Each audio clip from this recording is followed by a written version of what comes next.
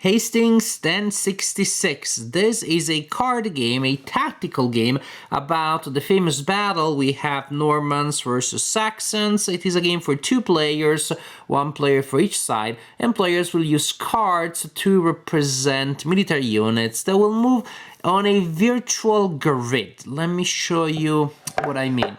Here's the game, the way it may look like at setup. Players will get their cards and they set them up mainly face down in this virtual grid, which is framed by these 2 strips of cardboard, and you use them to form a grid of 6 by 7 virtual spaces. So if I move this card here, now it moved by 1 space.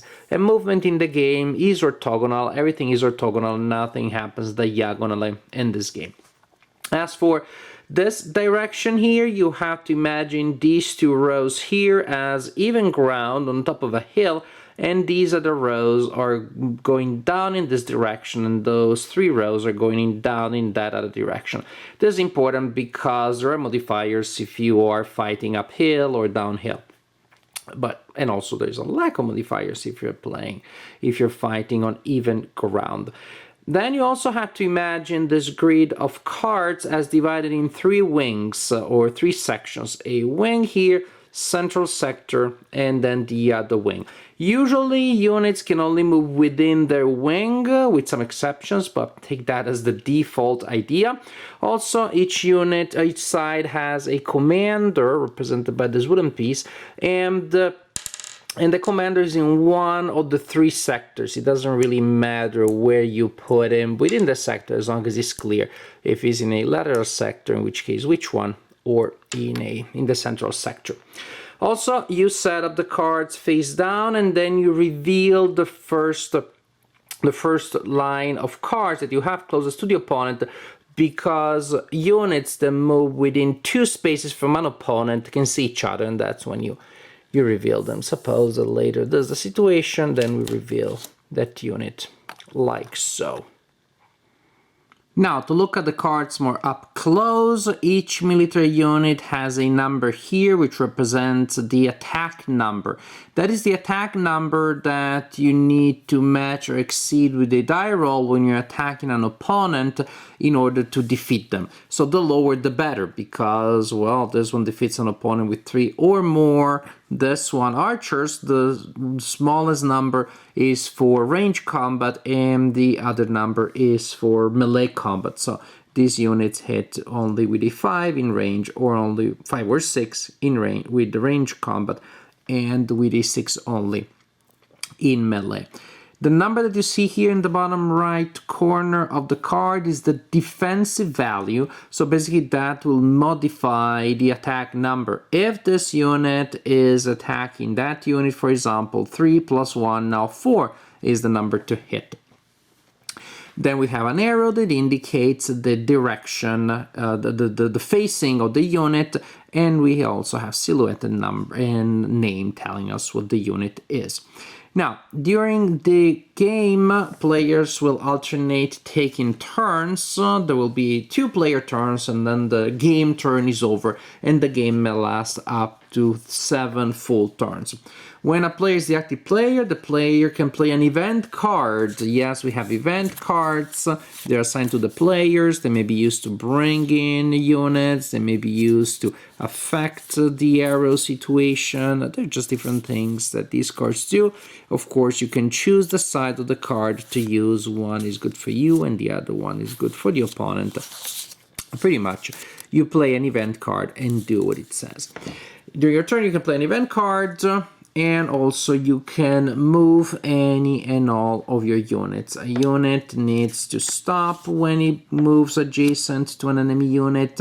The unit may move through its own friends, but cannot end the movement on top of one of them. Land units, I should say foot units, move by 2 spaces. Cavalry can move by 3. Also, the 2 sides are different. It is only the Normans that have archers and cavalry, and it is only the Saxons that have the carls that allows them to get a benefit in combat, which is to form a wall of shields when you have several carl units next to one another, like you have in this case, for example. So the active player gets to move in, all the units, and then gets to declare attacks. The attacks are resolved, and then all of the units of the non-active player that are still in a position to attack, or say to counterattack, well, they get to counterattack. But usually the idea is first the attacker, then, if still alive, the defender. Unless the active player is attacking a wall of shields, in which case combat is simultaneous, that is, a unit, even if defeated, still gets a chance to roll against the attacker and possibly to defeat the attacker. So for each attack, you start by looking at the attack number and the defense value. Again, 3 + 1, this unit trying to destroy that unit needs a 4. And then you apply other modifiers. So for example, fighting uphill gives you a negative penalty. If your commander is in your sector, then you get a bonus. Again, usually bonuses lower your target number and penalties raise it.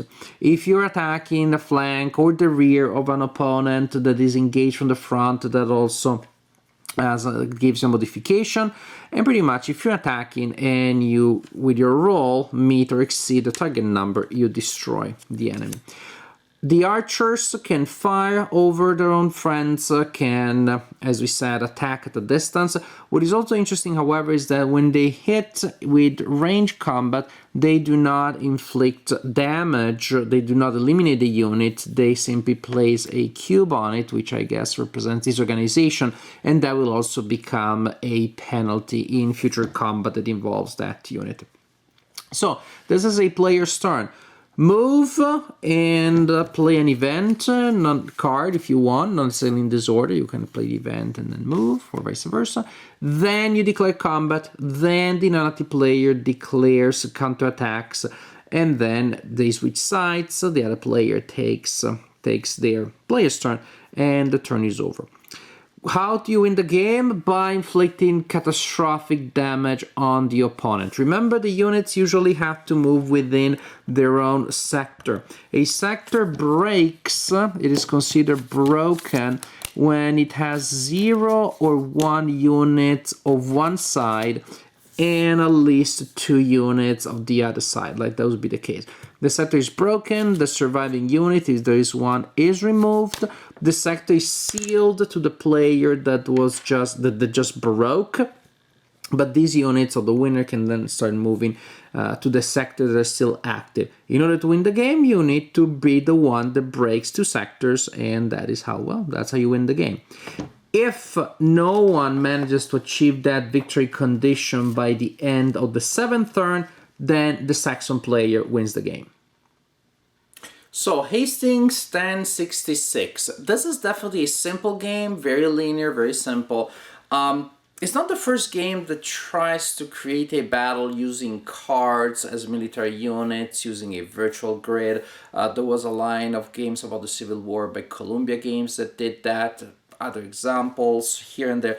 But within this family, this is easily one of the best ones. I think that it really strikes a good balance between simplicity, linearity, between a game that, heck, you can carry in a pocket, really. Here, there's this nice box, but we could just put the cards in a bag and carry with you. And those lateral things that create the frame, it's fun to have them, but you don't strictly need them, as long as you have markers to indicate where the level ground is. So it's very portable, very simple, very, very approachable. You can play with nowhere gamers. So for a game that has all these advantages in terms of practicality, you teach it easily, you can play with anybody, still has enough meat to make it, feel like a war game, in fact, and not like a card game, an actual card game where you're moving things around. Because there is a lot of historical detail that has been hardwired in the composition of the armies, and I like the fact that in fact the 2 armies do play differently. One is more mobile and has missile, the other is more grounded, better at defense, so there are all these nice elements there. Production is pretty good. Those cards look good. They feel good. They're thick enough. Maybe one minor thing. I wish there was a player aid that placed all of the modifiers for combat in a single place. The modifiers are kind of scattered here and there in the rulebook. There's a section in which they are also listed there, but they're within the text. I guess I could just open a Word document, make my own list and print it. But it would have been nice to have it there. Single card, 2 copies, 1 for each player, just to make sure you have all the modifiers. Other than that, gameplay is just strong. I found it, again, for something that simple, gives you the sense, gives you the flow, the back and forth of a battle, and can be played in less than an hour. I think it's a fun game. I definitely enjoyed playing it. It is, must be said, brutal. It is bloody. Because of that, also, Lady Luck is going to have not a massive role, but a significant one.